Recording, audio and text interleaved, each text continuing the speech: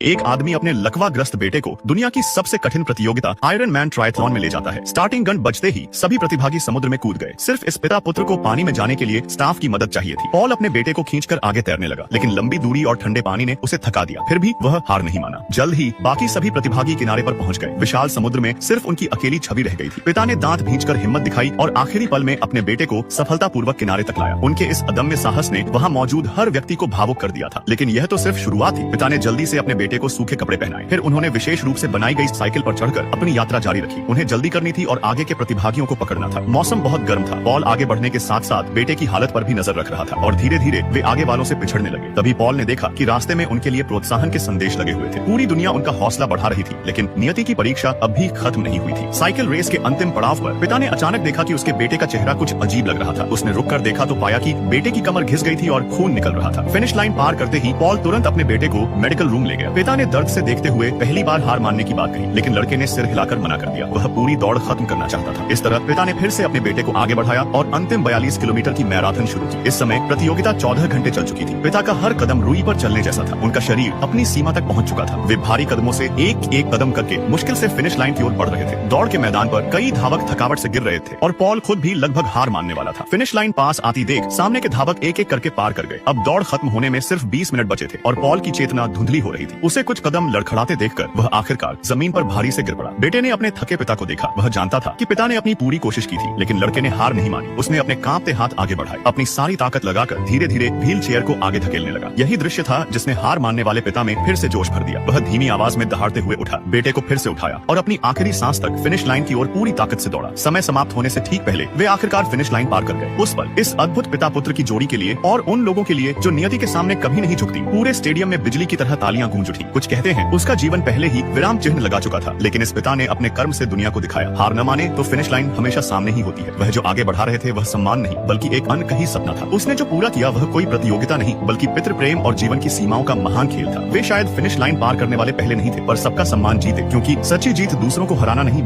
एक आदमी अपने लकवाग्रस्त बेटे को दुनिया की सबसे कठिन प्रतियोगिता आयरन मैन ट्रायथलॉन में ले जाता है। स्टार्टिंग गन बजते ही सभी प्रतिभागी समुद्र में कूद गए। सिर्फ इस पिता पुत्र को पानी में जाने के लिए स्टाफ की मदद चाहिए थी। पॉल अपने बेटे को खींचकर आगे तैरने लगा, लेकिन लंबी दूरी और ठंडे पानी ने उसे थका दिया। फिर भी वह हार नहीं माना। जल्द ही बाकी सभी प्रतिभागी किनारे पर पहुंच गए। विशाल समुद्र में सिर्फ उनकी अकेली छवि रह गई थी। पिता ने दांत भींचकर हिम्मत दिखाई और आखिरी पल में अपने बेटे को सफलतापूर्वक किनारे तक लाया। उनके इस अदम्य साहस ने वहाँ मौजूद हर व्यक्ति को भावुक कर दिया था। लेकिन यह तो सिर्फ शुरुआत थी। पिता ने जल्दी से अपने बेटे को सूखे कपड़े पहनाए। फिर उन्होंने विशेष रूप से बनाई गई साइकिल पर चढ़कर अपनी यात्रा जारी रखी। उन्हें जल्दी करनी थी और आगे के प्रतिभागियों को पकड़ना था। मौसम बहुत गर्म था। पॉल आगे बढ़ने के साथ साथ बेटे की हालत पर भी नजर रख रहा था और धीरे धीरे वे